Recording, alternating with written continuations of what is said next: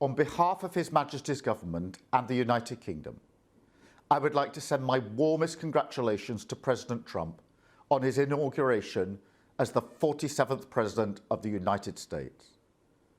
For centuries, the relationship between our two nations has been one of collaboration, cooperation, and enduring partnership. Well, that's quite the turnaround from this. Of course, I wouldn't want Donald Trump round for dinner, but don't underestimate the danger to the world if Trump is re-elected this time around. I'm anti-Trump. Joining me now is GB News host Darren Grimes. Darren, good to see you. Thank you for joining me. It was as if Keir Starmer was being held at ransom to film his congratulation video. He wasn't invited to the inauguration, and there are reports that the Prime Minister will be at the back of the queue for a visit to the White House and will have to, quote, eat humble pie before receiving an invitation. Darren, why is Keir Starmer just so on the back burner with Donald Trump?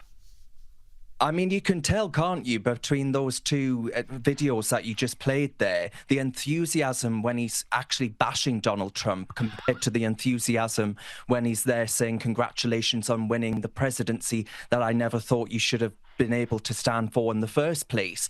Because that clip there back in 2016 when he was on the Stop Brexit and Democracy bandwagon, all while calling Donald Trump all the names under the sun, you know, he is no Democrat. So the idea that actually Donald Trump is some kind of fascist, which is what some members of his cabinet have alleged, is absolutely absurd. He actually said, no way would I want Trump over for dinner.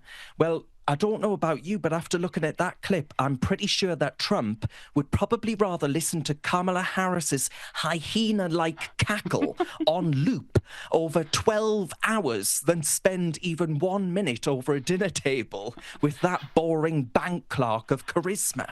You know, it's absolutely absurd. He is nothing more than a lawyer, a bureaucrat, a technocrat, trying to take on a fake personality without even bothering to do any of the actual real governing work. Every day it's a new day to virtue signal with this clown, and the sooner that we're done with him, the better. I tell you what, Donald J. Trump, if he makes his life a misery, I will personally be clapping him from the sidelines. Oh, you will be there celebrating, I can imagine. Darren, it's all you. That would be your big moment.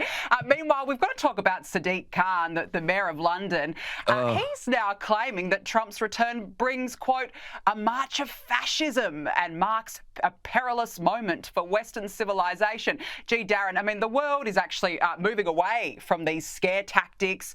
The left is still behind, clearly. And Trump's re-election proved that he was not a fascist nor a dictator after all. After all, the game is up. Are people seriously listening to idiots like Sadiq Khan?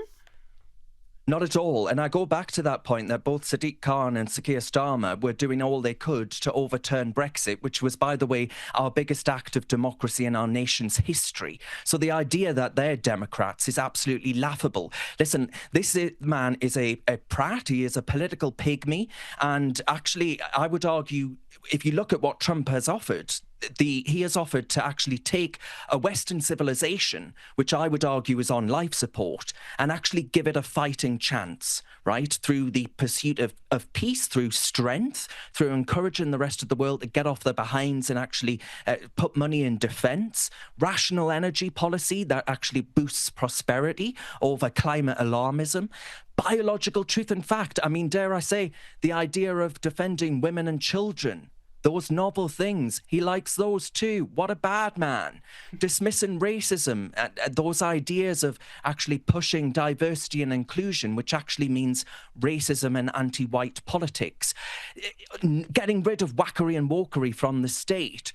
Border security that actually places citizens first. All of this adds up to the West being best, and I love it. I love all of it. What Sadiq Khan offered, London, knife crime spiking like you wouldn't believe. He backed on every bandwagon, BLM, trans, open borders, you name the badge, guarantee you he's had it on his 4-foot frame at one juncture or other. Knife crime spiking, housing crisis through the roof, police focusing on tweets over streets, weekly pro-Hamas marches, hate marches. I could go on and on. This is a man who's turned London from once a proud bedrock of Britain into a cautionary tale of what happens when you let wokeness run riot. So I think Donald Trump should give a royal two-finger salute to little Sadiq and ignore him all the way to the ballot box.